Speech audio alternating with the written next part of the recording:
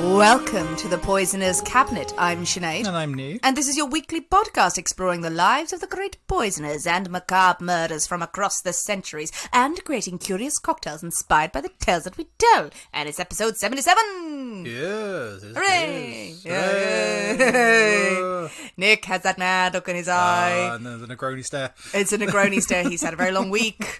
I won't rub salt into the wound by saying I'm off all week. Shut up. You've been off for 2 fucking weeks. This is the second week I'm off. Get back to work. Marvellous.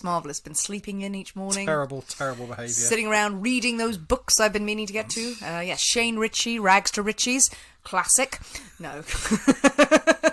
Okay. You may notice a lot of bird song on this episode because Bastards. the birds have decided to start screaming outside of Nick's window. It's dreadful here. Dreadful. There's all sorts of nature going on. It's terrible. The wonderful chirrup of birds who flock to Nick's garden. No. He's like the selfish giant. Kill them all. Concrete it over. How are you, Nick? I'm grumpy. But I'm fine. Grumpy and fine. Yes. Staring at the birds, giving them an evil eye. You really are, because you're turning away from the mic so Yeah. people can't hear you. Yeah, but can't you hear them. just spent a while just glaring at the birds like, I'm gonna kill you. I'm gonna get you. Go out Yep. there with your big stick. Your Absolutely. bird-catching My net. bird-catching stick. Works so well. Yes. I'm gonna go around and poke birds a lot. It's foolproof. It's like the child catcher, but worse. Yeah, a lot worse. And not as successful. No film will be made out of you. You shan't be played by Ballet Johnson. Boo. But any poisonings this week? No. No. No, so it's good to have a thing, just to make sure. Yes. But I don't believe so. But soon, they're going to get it. I may have poisoned my liver from being at a festival. Or Yes, a you and few your days. festivaling youthful ways. Oh, I know.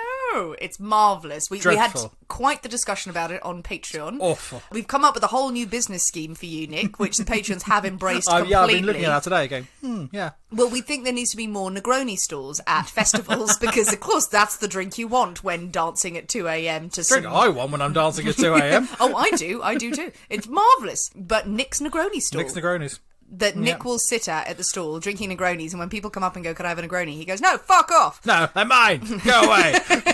People will pay for the privilege to see Nick Absolutely. drink. And I'll poke them with my stick. Begone, go away.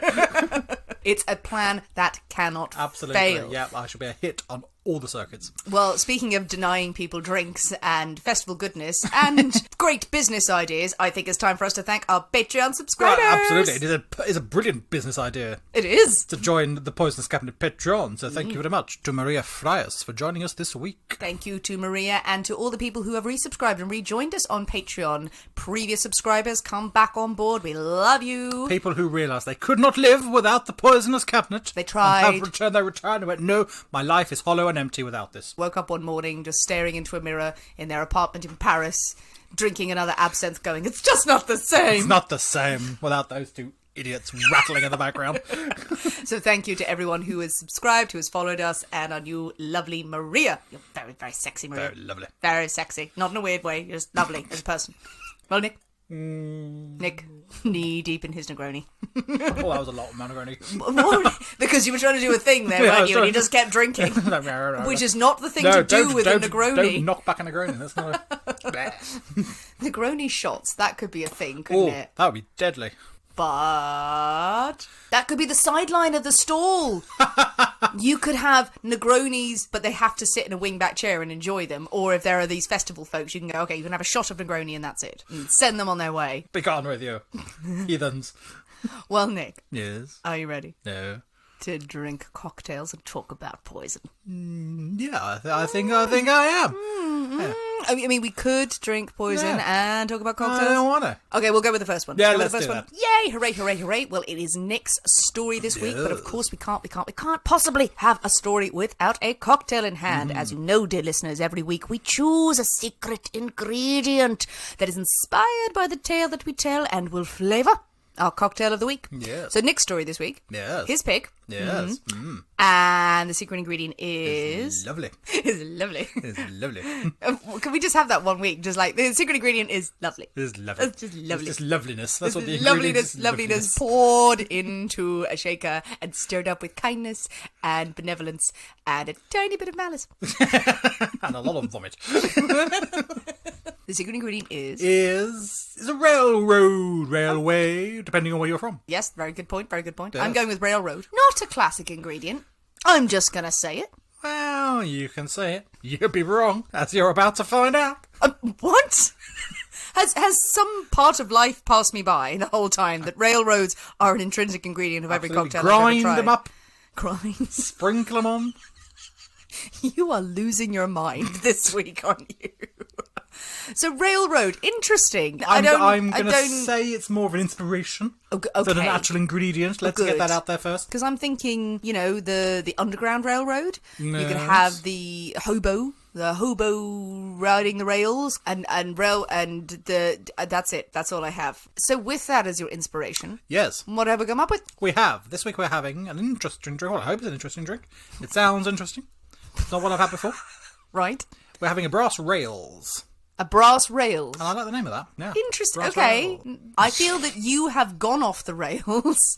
You are just careering towards a nervous breakdown at this point, and I love it, and we're here for it. And I will support you the whole way. Oh, good. I like watching it because it's funny. Yeah, I'll be there at the end to pat you on the head and provide soup.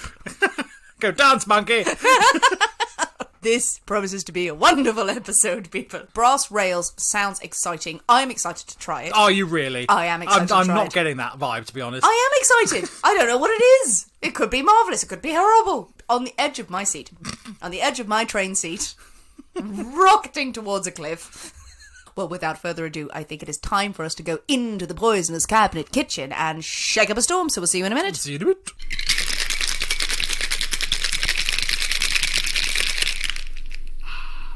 And we're back. Hello.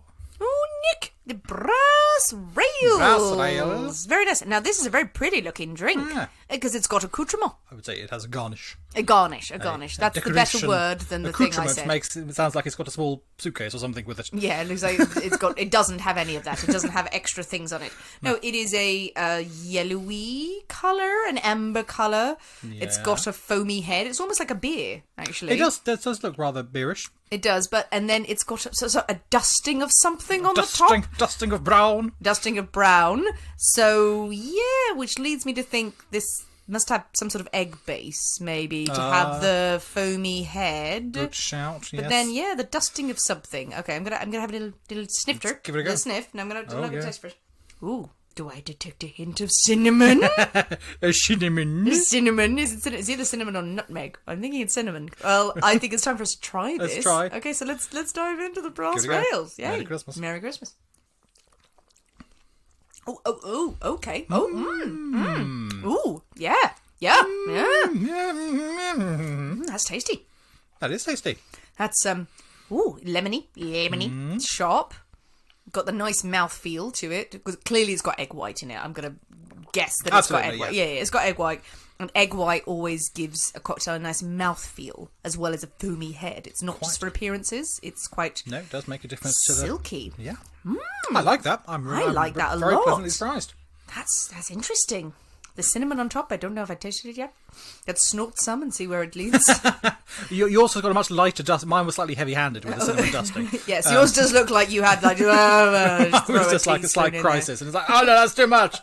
Must make Sinead's look nice. I do like a garnish that is described as a slight crisis.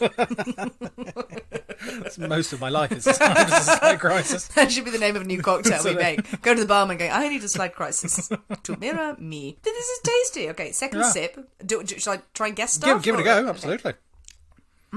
It's got a pleasing sharpness. That's the kind of sharpness I'm on board with. Sour and sharp. Cocooned in some sort of sweetness. I don't know how to describe it. Bracketed with sweetness. What? Bracketed. Oh, bracketed. I thought you just came up with a new word there. Yes, I've made a new word. Bracketed. So is there gin? No, there is no gin. No gin. No gin, no. Lemon and egg white. There's lemon and egg white, It's absolutely. got a fruitiness to it, but it's not overly sweet. I really don't know, actually. Hit me with it. Tell me what's going on here, Nick. Well, okay, must confess, there is a particular ingredient in this that I scoured Canterbury for, and I could not find, so I've had to make a slight substitution, or make my own version. So it may not be 100% what the original would taste like. Okay. But I'm going to get some, because I want to find out. So we start with the base of rum. Rum! We are a dark-aged rum. Ooh, good. Always a good start. So a 7-year-old tasty rum. Okay. Then we would have Benedictine.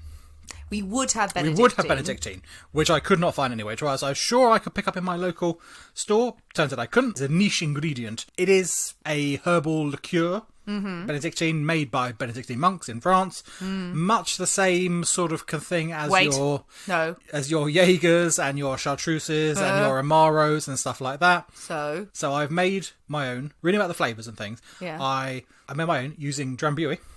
Oh, okay. And yellow chartreuse.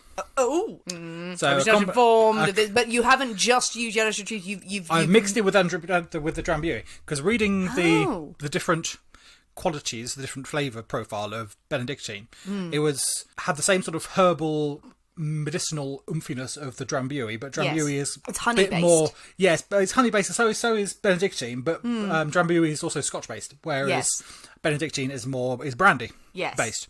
So the chartreuse is hopefully bringing the more lighter floral notes that the Drambuie doesn't have, because it's a bit more earthy and oomphy. So I've combined the two. If it's anything like the original, I have no idea, but it still makes a nice cocktail. You know what? I mean, this is delicious so far. So that is it. That ingenious. So a brand new cocktail called the Nick's Crisis. The Nick's Crisis.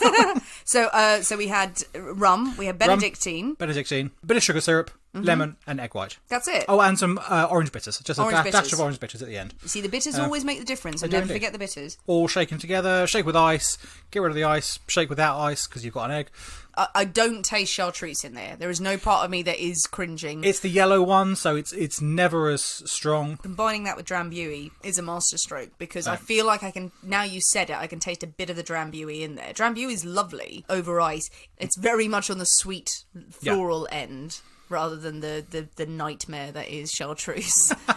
Many people would say the chartreuse is on the sweeter end of things. No. Especially the yellow one. No one has ever said that. Many people has said that yellow chartreuse is sweet. Most people, sane people, go, it is the devil's piss. As two of our friends attested to on my birthday last week, when they tried a cocktail, they all went, ugh, ugh. Well, they were just wrong, basically. And you shouted to the whole table, you're wrong, you're wrong. You're all wrong. Flipped over the table and walked out. And walked out.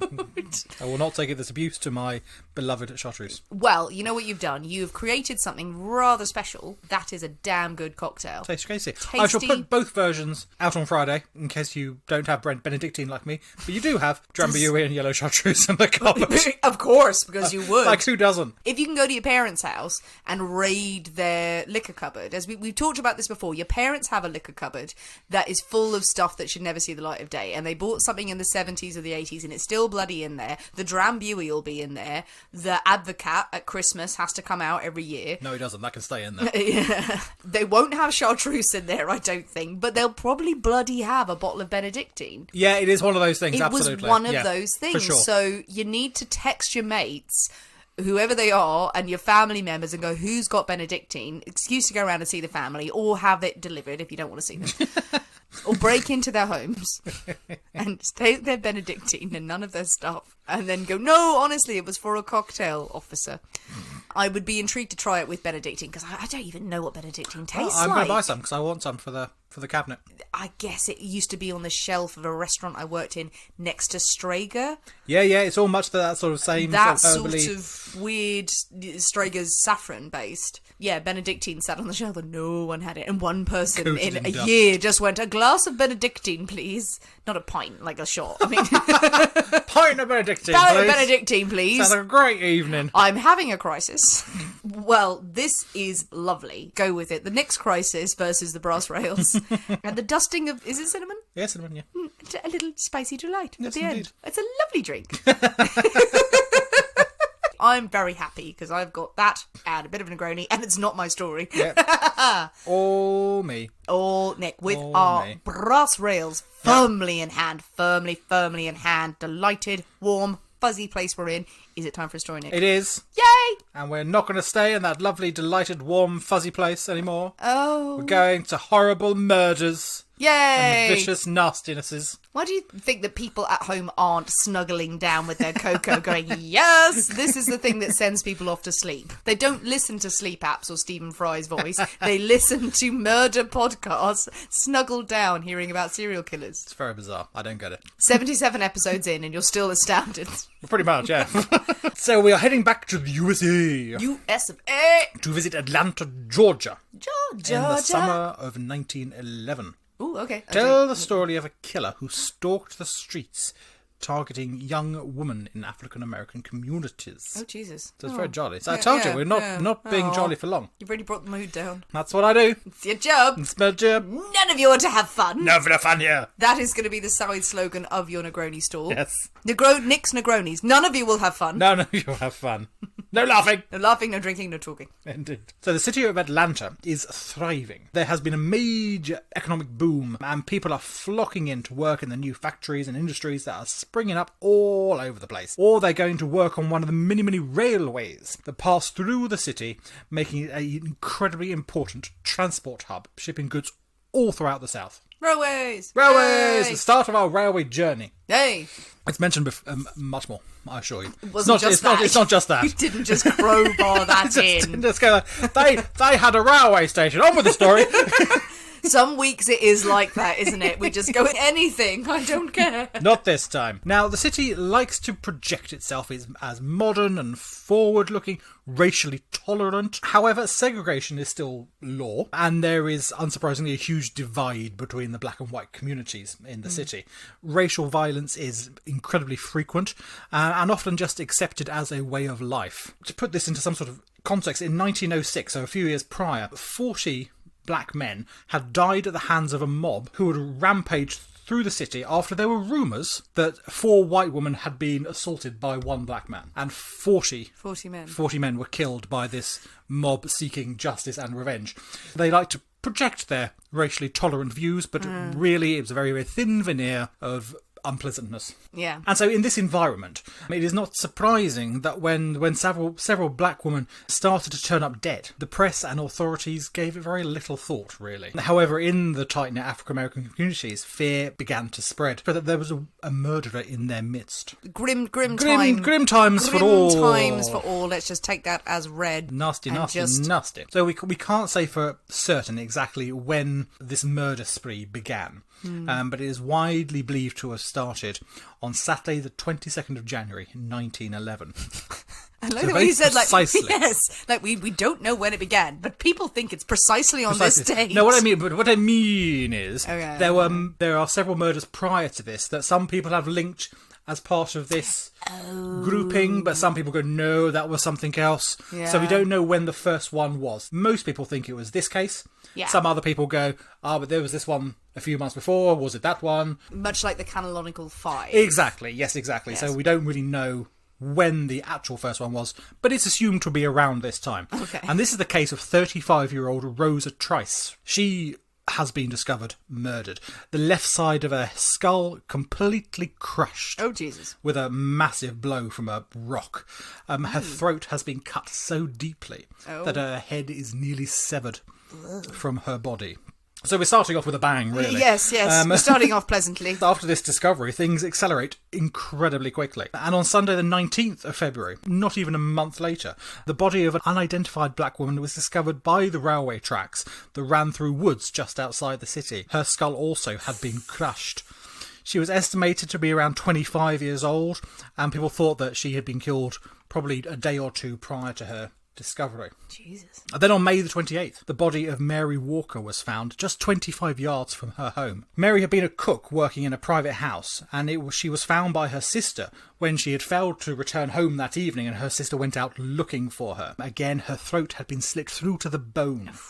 Now, the Atlanta Constitution, a local paper, reported on this crime the following day with a less than flattering passage at the bottom of page 7 that noting a Negro woman had been killed, but there were no clues. That was about the size of the article of the report. But if a white woman had been killed... Oh, well, precisely. That would have been headline, front page.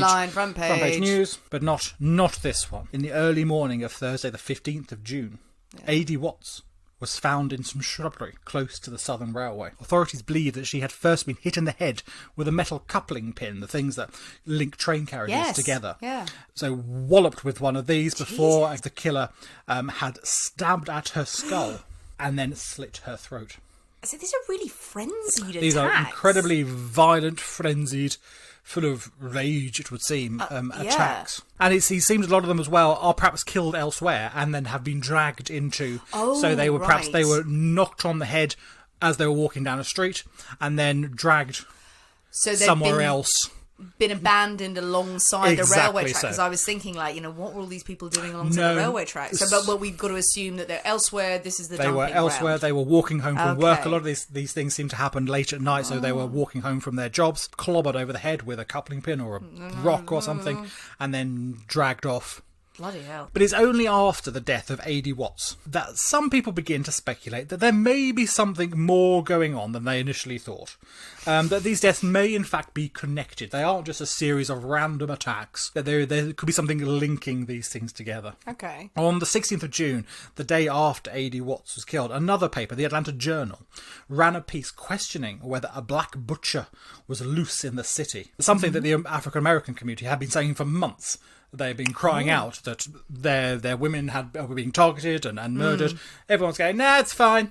No, it's fine. That's probably fine. nothing. Probably nothing going People on. die all the time in the street. But now it is getting out there that something is awry. Now, it is in this short article that first links these Atlanta murders to those that occurred in London over 20 years earlier. No. The article claims that the police... No. It's 1911. What? It's 1911. 1911. So we're like 26 years or so after. The article claims that the police are coming to the conclusion that Atlanta has an insane criminal. Okay. Something on the order of the famed Jack the Ripper. What? So they're not saying it is the same person, but they're saying they have a copycat or something like that. Someone, they don't believe it's the same culprit, but there is a copycat, someone who's matching that MO. I'm pleased and disappointed at the same time. Because, yes, obviously it's not Jack the Ripper who's come over to America, but I'm also a little bit disappointed that they didn't go, Jack the Ripper has come to America, because bloody everyone else who ever murdered anyone, the authorities thought that. And in this case, they went... Clearly, they were more intelligent. They went, no, it's definitely not him. No, it's definitely not him. But we have our own. We have the Atlanta Ripper. The Atlanta Ripper. Well, so his name was born.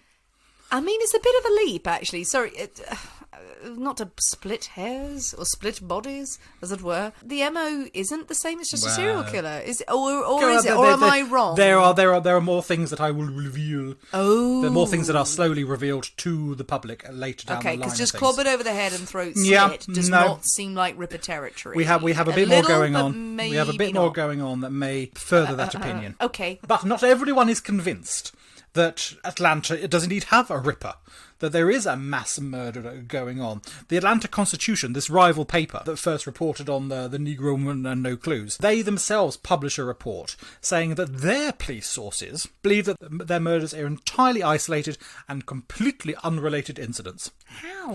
How? Is this just trying to play down racial violence? And no, they're completely isolated because it's fine. That's fine, isn't it? Yeah. If just there's lots of random attacks on black women in the same MO, people are doing it, don't worry about it at all. Don't worry about it. It's only just a series of horrific murders carried out by lots of people. Wonderful. That's much, much better. I can rest easy. Absolutely. Knowing that this could happen to me any fucking day of the week.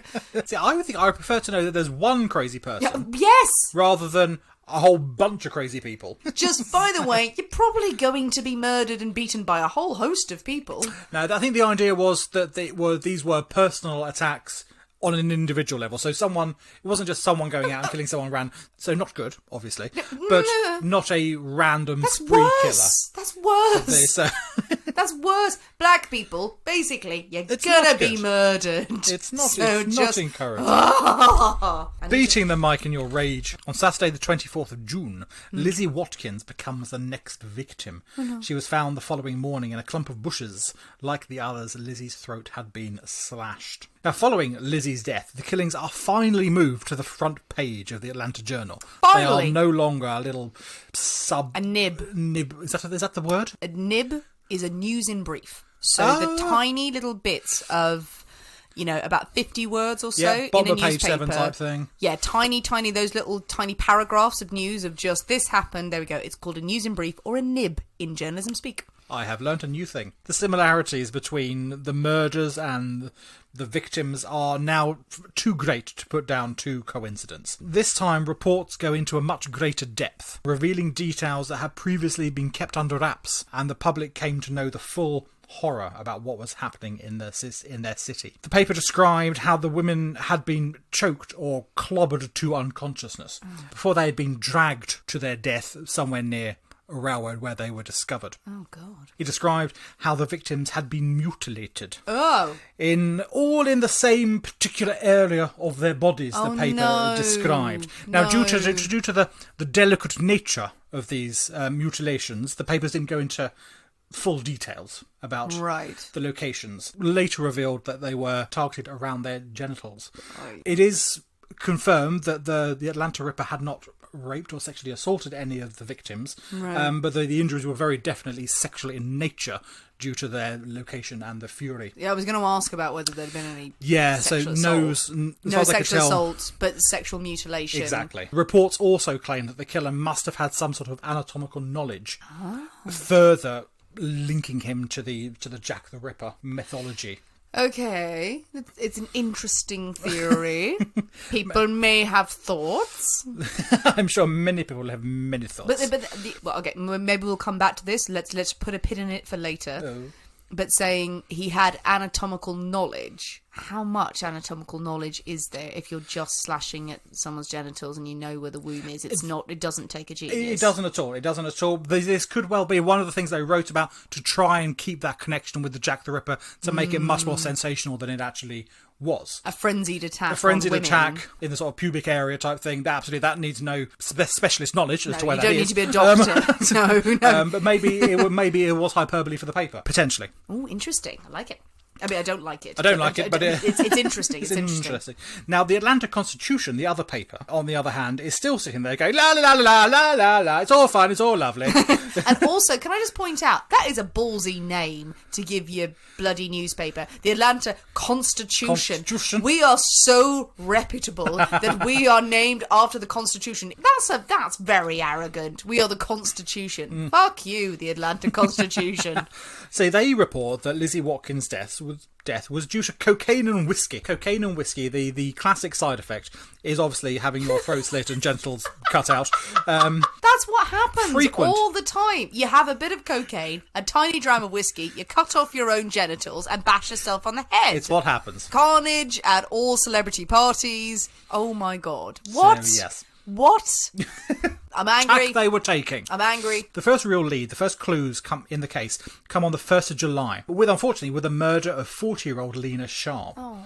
Now, as you might expect, the Atlanta Constitution and the Atlanta Journal have rather varying accounts, though both of them are quoting the same eyewitness. Okay. The accounts vary quite considerably. Is it like the Daily Star versus the Guardian, or is it like the Times or the Financial Times versus the Daily Mail? I mentioned the Daily Mail, sorry. You did it in my house, how dare you? Oh my God. So in the version reported by the Atlanta Constitution, they reported that Lena had told her 20-year-old daughter, Emma Lou, that she was going to take a walk to the market and she will be back shortly. And now when Lena had not returned after about an hour or so, Emma Lou became concerned. Obviously there was a murderer on the loose, so she was concerned for her mother.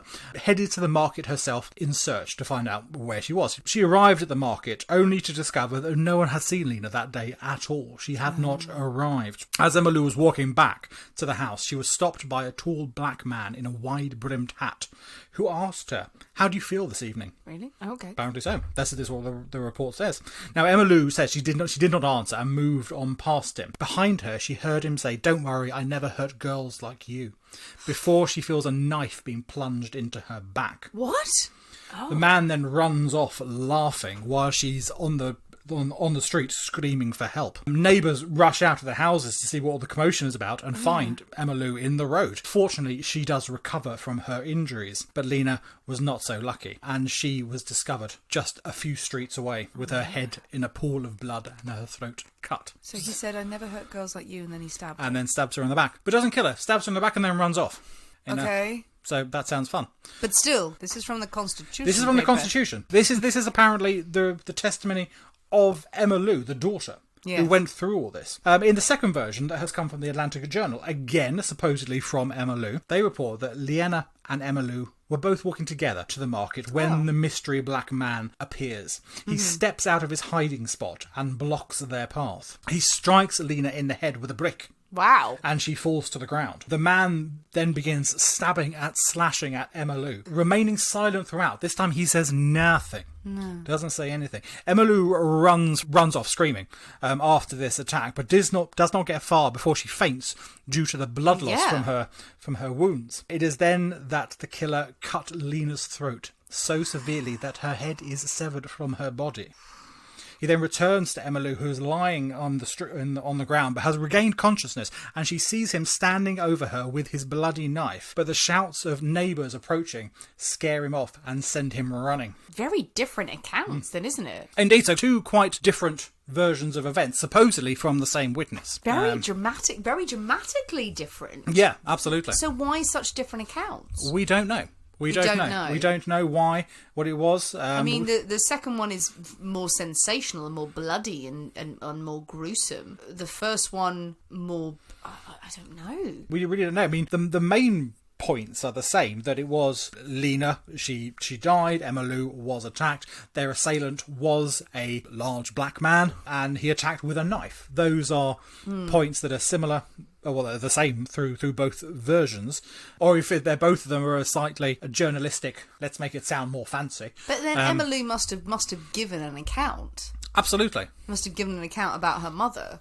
If she had been attacked in that frenzied way in the second way, there would be evidence of it, surely. Absolutely, she would have done. But then also, these are papers written by white men. Emma Lou is going to have no recourse to say that's not what I said at all. She's a 20-year-old black woman. Medical records aren't going to be very strong at that. So she's not going to be able to say, no, that's not what I said. Well, people are going, we don't care. Because that's what this reporter has chosen to write. So they, for whatever reason, they chose to sensationalise or twist her version, her story. I'm really thrown by that. That has really made me think. Ooh, okay. But to no obvious advantage. Either way. No obvious advantage. I'm fascinated by how a crime can be differently reported. Weird. We do know from both accounts that say Emma Lou survived, and she got a good look at her attacker. Yes. So she was now an eyewitness. She was able to provide a description to the police about who had attacked her and killed her mother. Now, the murder and assault of Lena and Emma Lou prompted the Atlanta Constitution, rather begrudgingly, to declare that the serial killer theory now had been given further substance. The same article, however, also said that the problem of help is becoming serious. What? The white folk were now finding it difficult to find domestic staff. Fucking kidding because me? they were afraid to go out of an evening, so very much showing their true colours. Yeah. Their main concern was lack of domestic staff for the fancy white houses. Black people are being killed, but what about our needs? But what about my sandwiches? The dusting is not being done. The door has been left unanswered for days. There's a queue of people out there. I can't possibly find the door handle myself. One of them might be a murderer. I wish they would just put their petty upsets aside. Oh my god, this is horrible. Yeah, so they're very much showing the way they were leaning politically. I do not like this paper. I hope it folded in a blaze of fire. It could be still out there. I don't know. I haven't Googled it. I'm fine. I will hunt that editor down. I don't think the editor's still out there, but the paper might still be around. Oh, no, I'll find it.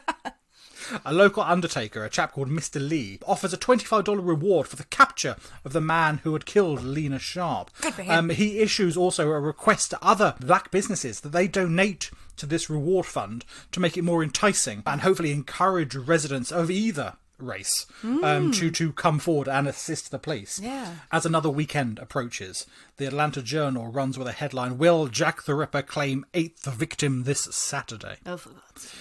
An unnamed policeman is quoted as saying the killer would definitely take another victim Saturday before midnight. Right. This unnamed policeman is half right. On Saturday the 8th of July, Mary Yeldall leaves work in the evening and begins to walk home. As she passes an alley that leads down to the railway track, she stops as she hears a whistle. A large black man, tall and well-built, is running towards her down the alley. She screams and runs back to the house that she was working in, and her employer, a chap called Mr. Seltzer, grabs his revolver and heads for the alley. Surprisingly, the man is still there. The man is still in the alley, waiting. When Mr. Seltzer points the gun at him, orders him to raise his hands or be shot, he runs down the alley and vanishes in the undergrowth. The following morning, a meeting is held at the First Congregational Church, where Pastor Hugh Henry Proctor, along with other community leaders, asks that every black resident in Atlanta use all their resources to locate this killer. Donate as much money as they can to reward funds. They ask residents to fully cooperate with the police. Now, until now, they have been rather reluctant to cooperate, to speak with the police. They had not had good experiences with the police prior to now. So when the police go knocking on your door, you're not open and chatty and telling them everything you know. So, but the pastor there is going, please, you need to tell them what you know, what you have seen. The community also requests that the police force themselves hire black detectives to assist in the hunt, reasoning that, well, members of the community are going to be much more likely to speak to them much more freely. Yeah. To one of their own. On the morning of Tuesday the 11th, a workman discovers the body of Sadie Holly. Oh. Sadie's skull has been fractured with a large stone and her throat slashed ear to ear. Her shoes have been cut from her feet. What? And a comb from her hair is found next to the rock that had been used to beat her. But why all of a sudden he's switched tack and now gone for a feet thing? So he's cut the shoes off her feet? Yes. Has he done anything to her feet? Not that I know about. So, well, was the mutilation due to cutting the shoes off? But I don't know if there's anything further. Why is he cutting the shoes off and taking the coat? This is quite weird. It is slightly peculiar. Slightly peculiar.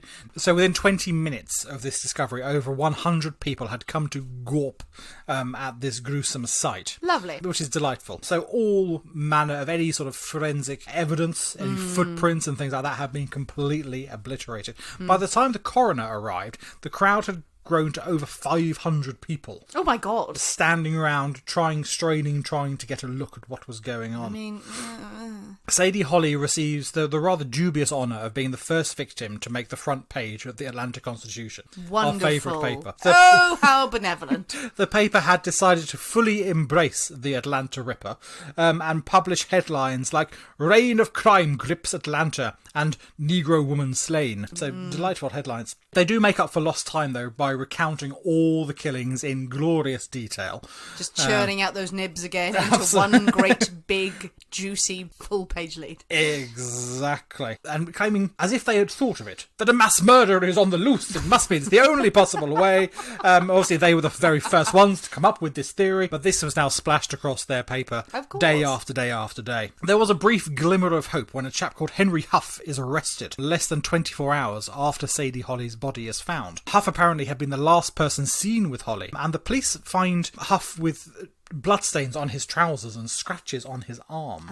A cab driver has claimed that Huff and Holly had been arguing in his vehicle before he dropped them off very near to where she was discovered, and Huff was held on suspicion while the police tried to make their case. Okay. Now, not long after Huff's arrest, police also pick up a chap called Todd Henderson after a man claimed that he has seen Henderson with Sadie Holly on the night she was murdered. So they've now got two possibilities going on there. Emma Lou Sharp, the woman who survived, was brought in to listen to Henderson's voice. And according to the Constitution, she shrank back upon hearing him. Oh. Leading more credence to actually their version of events, where she said that he had spoken Yeah, he'd to her, spoken to her. whereas the journal had reported silence throughout. Henderson, of course, denies any link to the Ripper whatsoever, and is in fact quoted as saying that if he were the Ripper, he would have begun with his wife, as she apparently gave him lots of trouble. Not the best defence, Not the best defence. You know who I'd kill if I could have killed someone? Just shush. The lawyer sitting there with his head in his hands like, oh my God, why? You know who deserves to die? I was going to kill you, and I will kill her. But clearly it worked, because everyone he's right, his wife is alive. He is blameless and faultless, let him go. Absolutely. Well, the case Don't against... make jokes now. The case against both Henderson and Huff is entirely circumstantial, but the police turned them over to the prosecutor, leaving them to sort through it. And now, unsurprisingly, both men are actually eventually cleared of any wrongdoing. Not surprised. On the 31st of August, the body of Mary Ann Duncan was found lying between railroad tracks. Oh, no. Like previous victims, her throat had been slashed, and like Sadie Holly, her shoes had been cut away. Shoes have been cut off. On the 22nd of October, Eva Florence was found in a field, beaten in the head and stabbed in the neck. What? The 10th of November, Minnie Wise was found dead in an alley. God. She had been bludgeoned with a rock, dragged into a garden where her throat was cut. This time her right index finger had been hacked off at the middle joint, and again her shoes were missing. What? The list goes on and on and on. The 21st of November, Mary Putnam, throat cut, her chest mutilated, her heart left lying next to her body. Ooh. 19th of January, we're now in 1912. 19th of January, Pearl Williams was found with her throat slashed. Incredibly, absolutely mind-bogglingly. In March 1912, a grand jury concluded that the Atlanta Ripper was nothing more than a myth. What? Each murder had been committed by a different man, most likely due to jealousy following immoral conduct. Are you... A grand jury made up of 12 white men, one would assume. 12 white men decided to victim blame the shit out of this. Exactly. Is that what happened, Nick? Yes, I'm going to flip this table. What the... These were immoral women who deserved what was coming to them. Oh, I mean... It's absolutely fucking dreadful. I mean, how... It's one of those where you go, I shouldn't be surprised because we know the past history, but still... No one has ever explained how they came to this conclusion, what evidence was presented Being or white anything with like dicks, that. that's how. These women must have been to blame for being murdered. That's how they talked, because they're all idiots. Unfortunately, the Atlanta Ripper themselves, they did not get this memo about it being nothing to do with him, that he did not exist. And on the 18th of April, 18-year-old Mary Cates was discovered by railway tracks, her throat cut, her body mutilated. Jesus. On the 10th of August, Henry Brown, a chap, is arrested for the murder of Eva Florence that had occurred in October 1911. Brown's wife gave evidence to the police that many times her husband had come home on a Saturday evening, coincidentally the same Saturday evenings that many of the killings had taken place, and his clothing had been covered in blood. And she questioned none of this. She questioned none of this until the police rocked up, and then she informed them a year later. Now, while Henry Brown is questioned, he reportedly gives details of other crimes, and police felt certain that they had their man. Okay. However, during his trial for the murder of Eva Florence, it is revealed that the police had chained Brown's arms and legs to chairs and beaten him until he confessed. On the stand, Brown testified that he suffered from hallucinations. Right. The jury acquitted him on the 18th of October, believing that he would confess to anything under the pressure and the treatment he had received by the police. I mean, fair enough, I guess, but I don't like any of this. Don't like any of this. I don't like any of this. I said it was not a fun story. I know. Oh, I'm so angry. Things start to fizzle out a bit. Reported cases get less and less frequent. Back in 1911, we had periods where a new victim was being discovered every weekend. Every week there was a new person. Now we are going months between reported cases. Oh, well, that's small graces. Did the killer get bored? Did the killer... Because he clearly wasn't being caught. He was killing someone every weekend going, guys, seriously, lock me up. And they're like, nope, there's no serial killer out here as far as we can see. I see no evidence of anything untoward apart from people killing people randomly. We shall retire for lunch. So the Atlanta Ripper was probably just going, I can't anymore. You are awful. All of you are worse than me. Sinead's very angry. I'm very angry. Or did he move away? Did he move out of the area? Yes, for a holiday. He's gone elsewhere. Perhaps there is a whole other range of Ripper cases elsewhere. Yes. In another state that were never connected. or did he get so well practiced that his other victims were never found? That he was continuing his same frequency? No, it seems like that's all unlikely. of his victims were left. He was leaving a message. He was leaving a message. In March of 1914, notes are found scattered throughout the city which threatened to cut the throats of all Negro women who were on the streets at night. Oh, God. Of course, the newspapers attribute these notes to the Atlanta Ripper. And again, link him to the Jack the Ripper case where he supposedly wrote letters to the police. Tenuous at best. Tenuous at best, but it was the belief at the time. Yeah. And that they leapt on that connection. Anytime a black woman was killed, the papers rushed to the conclusion that the Atlanta Ripper was responsible. As late as September 1924, the Atlanta Constitution printed the headline, "Another Ripper Victim Reported," although this woman remained unidentified and had been shot. Oh. Okay. Very clearly, nothing to do like with that. them. But a dead woman, therefore it must have been the Ripper. From 1910 to 1924, there were many, many, many murders throughout Atlanta. And the Ripper cannot take credit for all of them. But the legend grew so much that people tried to use the unknown killer to mask their own crimes. In 1918, the husband of murder victim Minnie Wise spoke often and loudly to anyone who would listen about how his poor beloved wife had fallen prey to the Atlanta Ripper, until it was revealed that he had killed her himself in a jealous rage. But he was trying to pass the blame and mask it all as Atlanta Ripper case. No serious suspects were ever identified for the Atlanta Ripper. Really, we do not know which of the myriad of murders that were committed were done by the same person and which were completely unrelated. It is more than likely that the murderer was himself an African-American. Emma Lou Sharp was adamant in both versions of her events. The man that stabbed her and killed her mother was a black man.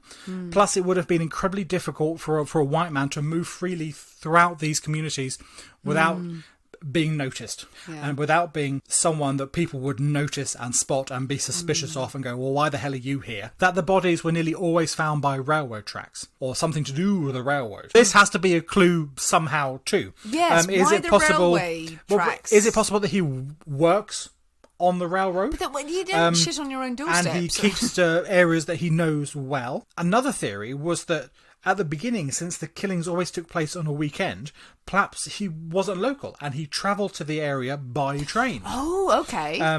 Now, there were two versions. Either that he lived elsewhere, travelled by train, killed someone, got on a train and left, or that was he a worker on the railroad who was passing through and the train stopped for a few hours in Atlanta as it took on cargo or coal or something like that. He jumped off, killed someone, jumped back on and went on his way again. Those were varying theories. With each murder, the police did increase their patrols, but with little more to go on than a young black woman as a profile, they were at a complete loss to try and get ahead of this. Our favourite paper, the Atlanta Constitution, which had devoted little space in reporting the crimes, instead now decided to report on the ineffectiveness of the police department. Of course. And their inability to protect the city's population. But eventually the papers moved on to new stories and new scandals, and interest in the case dwindled until the police gave up the hunt entirely.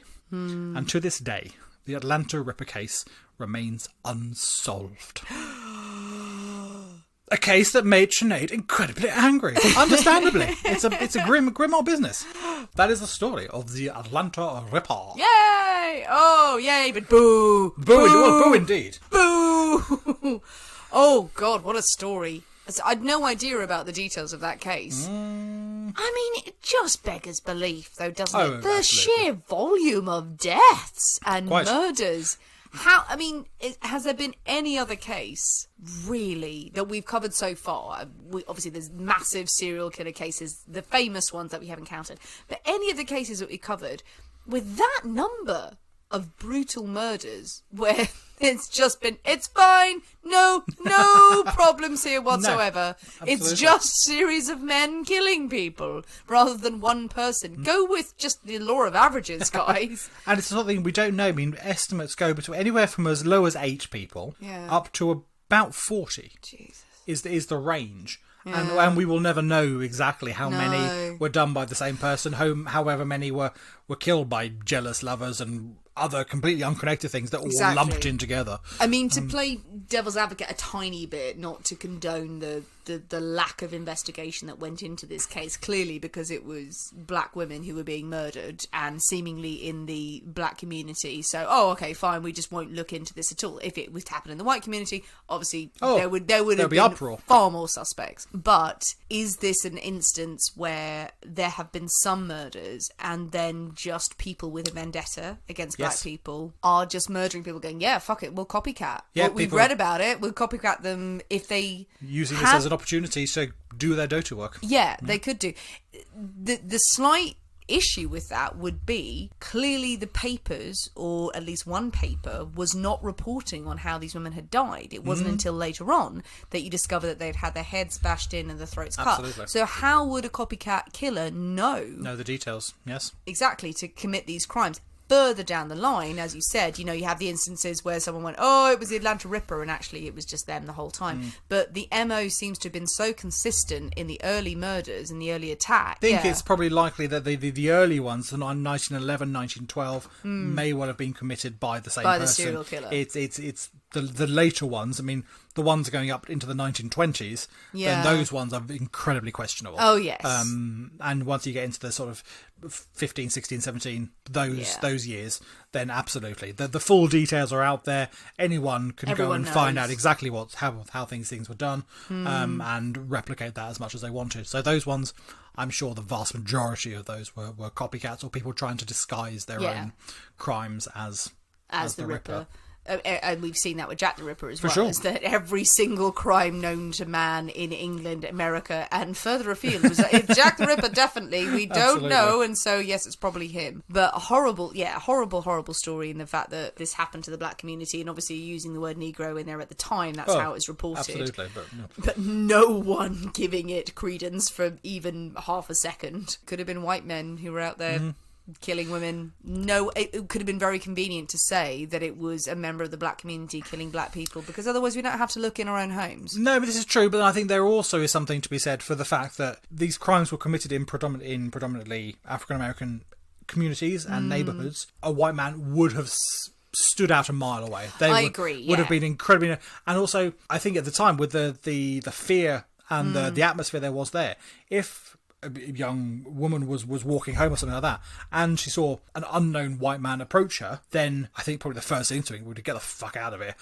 Yeah. would be to, I'm going to cross the road, I'm going to go in the other direction or something like that. Oh, definitely. And I think it's the later attacks possibly were potentially some of the later ones. Men. Absolutely. This is someone, whoever it was, but it's someone had some deep, dark-seated problem, and obviously sexual attacks on women that were not sexual assault motivated. It's a definite sexual hatred, mutilation. And rage against women for whatever reason. Yeah. Who knows what psychological reason there was there, but there was obviously something deeply troubled. Well, exactly. We only have to look at the incel community of these days to go, okay, well, men who will just blame women and who will attack them for their sexuality. The train thing is interesting, because I don't, all the explanations you gave there is not that your explanations are wrong or anything, but it's just, they were killed and then they were dragged to the train tracks. Is it just if you work on the train tracks, if you're travelling or you're riding the rails, you're not gonna shit where you eat. You're not gonna leave the bodies next to the railways going, by the way, I was here. Yeah, I mean, is it purely just they are areas of wasteland that people don't often go to and stuff like that? If you've got people don't generally live right next to them, or you can blame a hobo, you can blame the transient community. So if you dump someone there, I mean, in these cases they were found pretty quickly, but you can stick someone under a bush or between, and they aren't going to be found immediately. It's much less obvious than being on the pavement on the roadside. You're not going to wander along the train tracks that much. So it could purely be that convenience of disposal that they're not going to be found for a few hours. Yeah. So I think fine. it was that. I don't think it was someone who was riding the rails. I don't think it was someone who worked on the railroad. I don't even think it was someone... The weekend thing is interesting. Yeah, because it started off as every Saturday, like clockwork. Or just that was their Saturday night. I don't know why. Coming in for a jolly time, and then... I wrote some notes down during this in my furied anger, and I wrote them in shorthand, and there's one section I can't even read because I was so angry I wrote it in shorthand I can't read anymore, and I'll have to decipher that later. The reporting is great as well, the fucking awfulness of that paper. Oh, the Constitution. And again, I'm not saying this because, oh, look at me, I'm fancy. It's like, I was an ex-journalist, I've worked on local papers, regional papers, nothing particularly fancy, but did do my law training, did do all of my journalism training. And so I love to hear about stories of how newspapers have reported on crimes and the nibs versus the full page, the front page lead story, and how you can portray it, and just how wrong a paper can get it because of their particular political allegiance or dead moral alignment. The story's right there in front of you. You have a serial killer, it's going to sell papers, and then not to report on it and then later on go on about, oh, the legal system has let everyone down and they're not investigating this crime enough, but basically going, well, we didn't report on this for a while, but it's everyone else's fault. I've just googled something interesting. Oh, okay. The Atlanta Journal and the Atlanta Constitution, they actually merged. I'm not surprised. In the 80s. And it's now the Atlanta Journal Constitution, and it is the premier paper in Atlanta, Georgia. I'm not surprised it's the premier paper. If you live in Atlanta, people, is it a good paper? Is it balanced out at all? Is it a mixture of extremism and just sort of good sensationalism? I don't know. Tell us what it's like as a newspaper. Oh, good story, and a good one for debate. Yeah, indeed. Oh, it's a hot topic. What do you think, people? What do you think? Do you have theories on who the Atlanta Ripper might have been?